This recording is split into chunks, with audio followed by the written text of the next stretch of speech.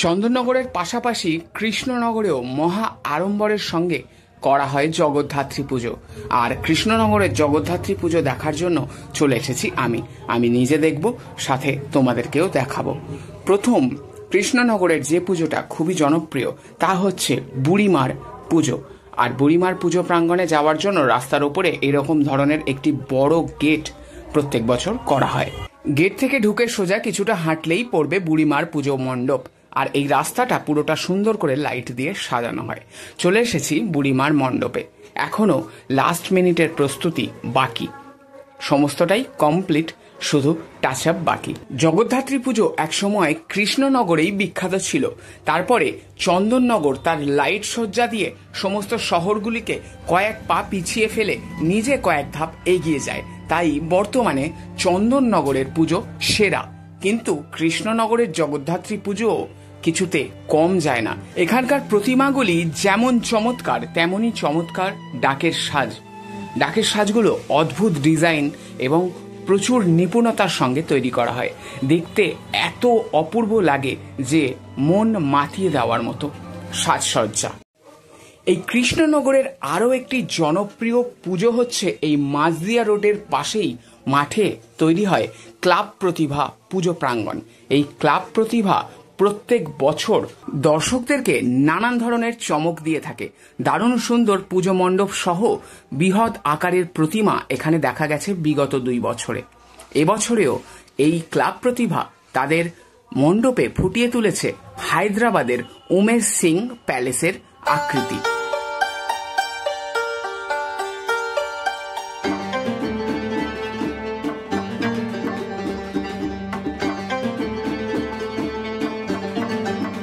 এবার দেখে নেওয়া যাক ক্লাব প্রতিভার প্রতিমা। অপূর্ব সুন্দর হয় প্রত্যেক বছরই এই ক্লাবের প্রতিমা। এবছরেও তার ব্যতিক্রম হয়নি। আমি পঞ্চমীর দিন এসেছি বলে সম্পূর্ণ কমপ্লিট হয়নি, লাস্ট মিনিটের কাজ রয়ে গেছে বাকি। শুধুমাত্র সাজসজ্জাগুলো বাকি আছে। পোশাক পরানো হয়ে গেছে। একটি সবুজ রঙের শাড়ি পরে আছেন দেবী জগদ্ধাত্রী। অপূর্ব লাগছে এই প্রতিমাটি দেখতে। অবশ্যই এখানে এলে ক্লাব প্রতিভার পুজো মণ্ডপটি মিস করা যাবে না। এইবার দেখে নেওয়া যাক আরও একটা বিখ্যাত পুজো মণ্ডপ, অন্নপূর্ণা বারোয়ারির পুজো। আর এই বছর এইখানে বিশাল আকারের একটি গেট করা আছে রাস্তার সামনে। আর ভিতরে ঢুকলে দেখা যাবে দুধসাগর জলপ্রপাত। এখানে তার ব্যানার দেওয়া আছে। একটু ভিতরে প্রবেশ করে দেখে নেওয়া যাক কেমন হয়েছে এখানকার প্যান্ডেল। তো বর্তমানে আমি দাঁড়িয়ে আছি দুধসাগর জলপ্রপাতের একদম গেটের সামনে। এরকম ধরনের সিঁড়ি করে উপরের দিকে ওঠার ব্যবস্থা করা হয়েছে। অন্নপূর্ণা বারোয়ারির পুজো এবারে ফাটাফাটি প্যান্ডেল হয়েছে। চলো উপরের দিকে উঠে দেখা যাক জলপ্রপাতটা কেমন লাগছে। এখান থেকে অলরেডি দেখা যাচ্ছে সামনের দিকে একটি বড় ঝর্ণা। দুধসাগর জলপ্রপাত আমরা অলরেডি সিনেমাতে প্রচুরবার দেখেছি। তার সামনে থেকে ট্রেন পাস করে এবং বিশাল বড় একটা ঝর্ণা। আর এখানেও সেই রকমই জঙ্গল করা হয়েছে চারিদিকে। আর সামনে একদম উঁচু থেকে দারুণ একটা আর্টিফিশিয়াল ঝর্ণা করা হয়েছে, কিন্তু দেখে আর্টিফিশিয়াল বোঝা যাচ্ছে না। অপূর্ব হয়েছে, চমৎকার। যত দেখছি ততই যেন মন ভরে যাচ্ছে। চারিদিকে পুরো গাছে গাছে জঙ্গলে ভরা, আর পাহাড় থেকে নেমে আসছে বড় সাইজের ঝর্ণা। অরিজিনাল যে দুধসাগর ঝর্ণাটা আছে, জলপ্রপাতটা আছে, তার সামনে একটা ব্রিজ আছে, যেই ব্রিজ থেকে ট্রেন পাস হয়। কিন্তু এখানে একটা ব্রিজ করা হয়েছে, সেখান থেকে ট্রেন পাস হচ্ছে না, বরং মানুষরা হেঁটে পুজো মণ্ডপের দিকে প্রবেশ করছে। ডান দিকে যে গুহাটা দেখা যাচ্ছে তার ভেতরেই আছে পুজো মণ্ডপ। এটা একটা ক্লাবের আকার। প্রত্যেকবারেই এরকম ওপরের দিকে তার থিমটা করা হয়। আর সামনের দিকে গিয়ে একটা সিঁড়ি পাওয়া যাবে, সেখান থেকে নিচের দিকে নামলে পাবো আমরা প্রতিমা।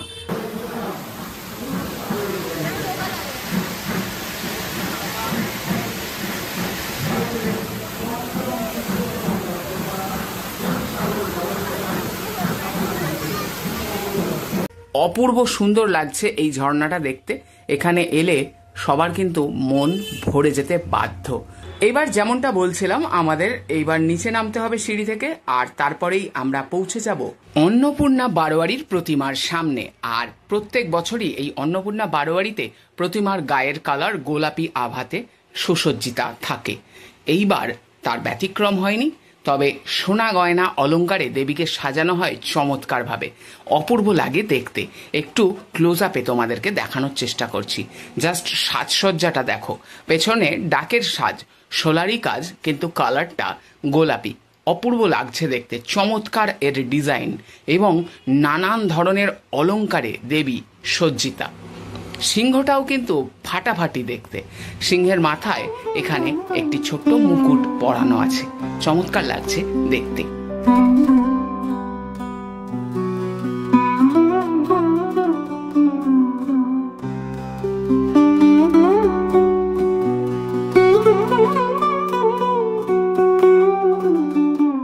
অন্নপূর্ণা বারোয়ারি ঠাকুর দেখার পর মাঝদিয়া রোড ধরে 3-4 মিনিট সামনে হাঁটলেই আমরা ডান দিকে পেয়ে যাব রাধানগর নতুন বারোয়ারির পুজো মণ্ডপ।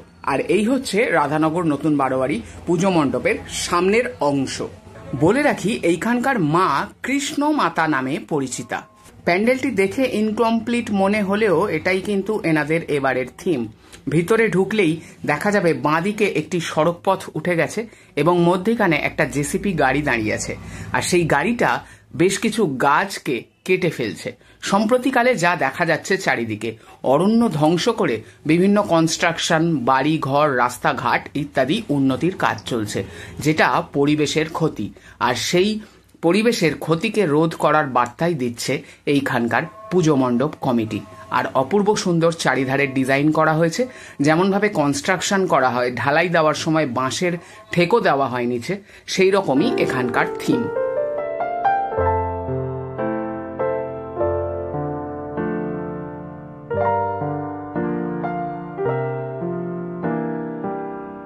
বর্তমানে আপনারা দেখছেন রাধানগর নতুন বারোয়ারির পুজো মণ্ডপের ভেতরে দেবী প্রতিমা। অপূর্ব সুন্দর এখানকার প্রতিমাও। এখানেও ডাকের সাজ দিয়ে সাজানো হয়েছে দেবীকে এবং দেবী ভূষিতা নানান অলঙ্কারে। একটি লাল রঙের অলঙ্কার এখানে লক্ষ্য করা যাচ্ছে, তার উপরে সোনালী বর্ণের সোনার অলঙ্কারের মতো দেখতে। অপূর্ব লাগছে দেবীর মুখশ্রী।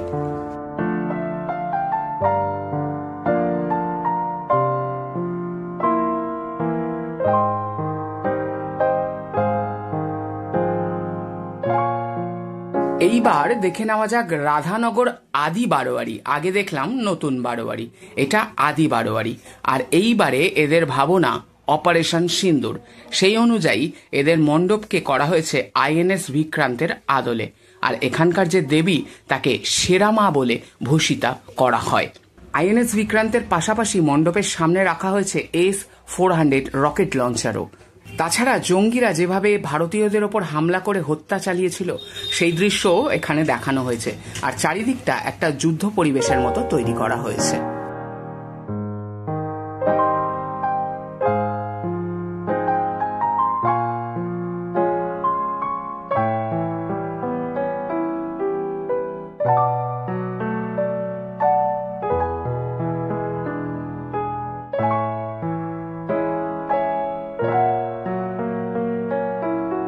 প্রবেশপথের সামনের দিকে দুটি হাত করা হয়েছে এবং ওপরের হাতে একটি আঙুলে বিষ্ণুর হাতে যেমন চক্র ঘোরে সেরকমই চক্র ঘুরছে। তো ভেতরে প্রবেশ করলে আমরা ভিতরেও বেশ কিছু যুদ্ধ পরিস্থিতি এবং পেহেলগাঁও টেরর অ্যাটাকের বেশ কিছু সিন এখানে তৈরি করা হয়েছে। তাছাড়া একটি শিবের নটরাজ মূর্তিও দেখা যাচ্ছে। আর এই হচ্ছে এখানকার প্রতিমা। অপূর্ব সুন্দর ডাকের সাজ, সঙ্গে হলুদ বর্ণের দেবীর প্রতিমা।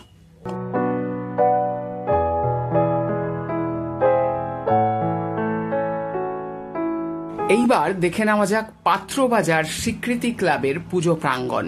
এইবারে তাদের ভাবনা ব্যাঙ্গালোরের ইস্কন মন্দির, সেই মতোই মণ্ডপকে প্রস্তুত করা হয়েছে ব্যাঙ্গালোরের ইস্কন মন্দিরের আদলে।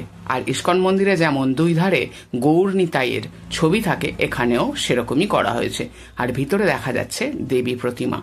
উপরে এখনো অংশে কিছুটা কাজ বাকি। যেহেতু আমি পঞ্চমের দিন ভিজিট করছি, আপনারা তারপরে যে কোনো দিন গেলে এগুলো কিন্তু কমপ্লিট দেখতে পাবেন, কোনো অসুবিধা হবে না।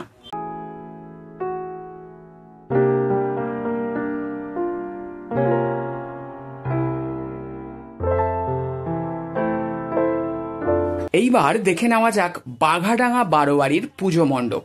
প্রত্যেক বছরই এই বাঘাডাঙ্গা বারোয়ারি অপূর্ব সব লাইটিং দিয়ে পুরো রাস্তাটাকে সুসজ্জিত করে তোলে। এবারেও তার ব্যতিক্রম হয়নি, অপূর্ব সমস্ত লাইটিংয়ের গেট লাগানো হয়েছে। আর এই হচ্ছে মেন এন্ট্রেন্স। এখনও লাইটের কাজ হয়তো কিছুটা বাকি আছে, তাই লাইট জ্বালানো হয়নি। ভিতরের অংশটা সম্পূর্ণ কমপ্লিট হয়ে গেছে।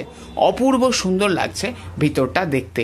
আর বিশাল বড় প্যান্ডেল এখানে করা হয়েছে বাঘাডাঙ্গা বারোয়ারির পুজো প্যান্ডেলে। এই বছরে এনাদের ভাবনা নারী শক্তি, আর যেহেতু থিমের নাম নারী শক্তি, সেই অনুযায়ী পুরো মণ্ডপটায় কাঠের মহিলা বা নারীর পুতুল দিয়ে সাজানো হয়েছে। চারিদিকে ডান দিক এবং বাঁ দিক দুই দিকেই বেশ অনেকগুলো নারী মূর্তি করা হয়েছে, আর তার নিচে পটচিত্র দিয়ে সাজানো। পটচিত্রেতেও নারী শক্তি অর্থাৎ নারীর ছোঁয়া লক্ষ্য করা যায়। মণ্ডপের মূল অংশের সামনেটা প্রচুর নারীর মুখমণ্ডল দিয়ে সুসজ্জিত করা হয়েছে। মণ্ডপে প্রবেশের পথে প্রচুর পটচিত্র লক্ষ্য করা যায়, নানান রকম বড় ছোট বিভিন্ন আকারের। আর এই পটচিত্রগুলো দেখতে অপূর্ব সুন্দর লাগছে।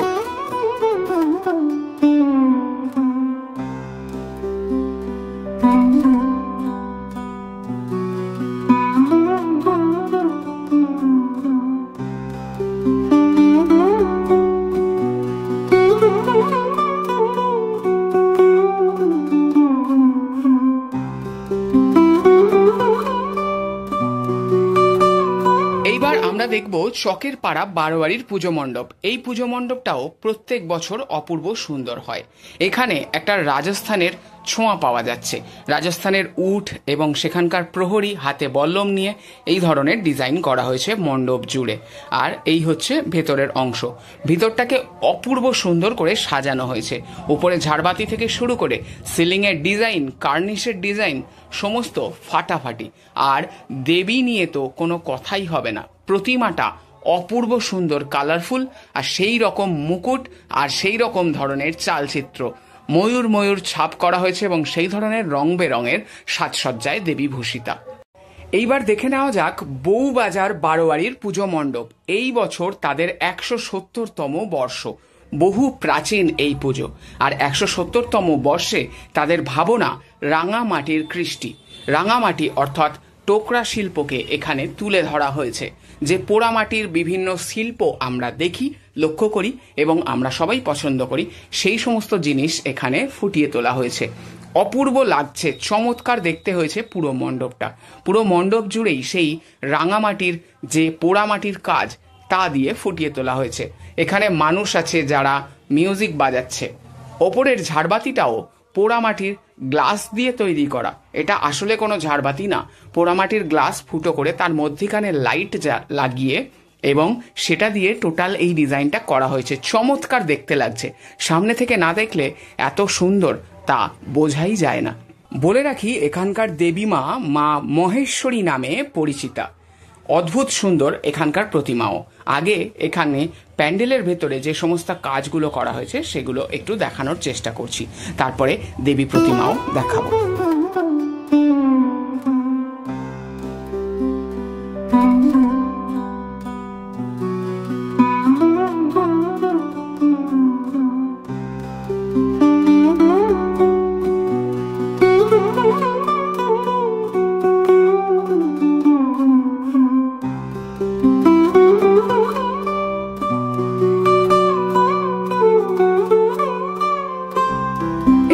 দেখে নেওয়া যাক রায়পাড়া মালিপাড়ার পুজো মণ্ডপটি।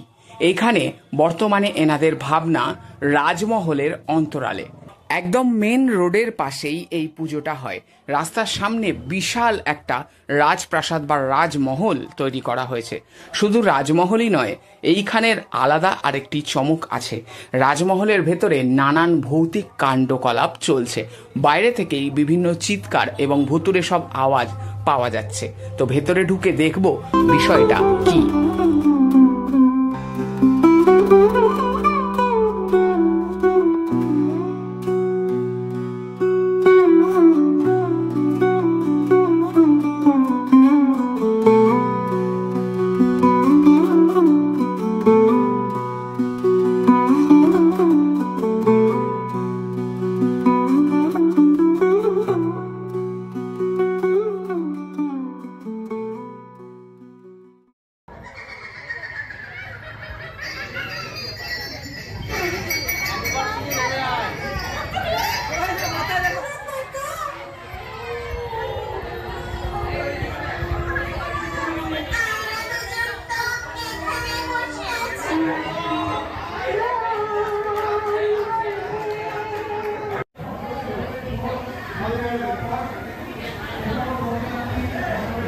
তো এই হচ্ছে রায়পাড়া মালিপাড়ার দেবী প্রতিমা। অপূর্ব সুন্দর করে সাজানো হয়েছে দেবী প্রতিমা। এবার দেখে নেওয়া যাক আমিনবাজার বারোয়ারির পুজো মণ্ডপ। 177তম বর্ষে এবারে আমিনবাজারের চমক তিরুপতি বালাজির মন্দির। তিরুপতি বালাজি মন্দিরের আদলে তৈরি করা হয়েছে এই আমিনবাজারের পুজো মণ্ডপটি। অপূর্ব সুন্দর হয়েছে লাইট এবং মণ্ডপে যে সাজসজ্জা তা দেখতে চমৎকার লাগছে।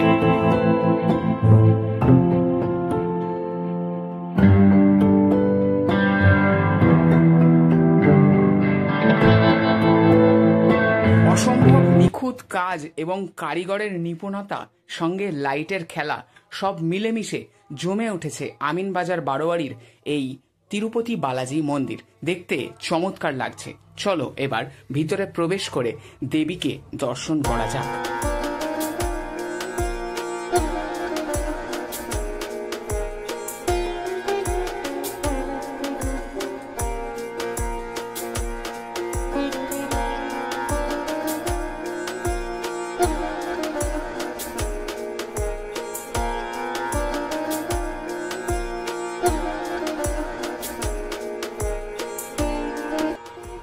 তাহলে আজ এই পর্যন্তই।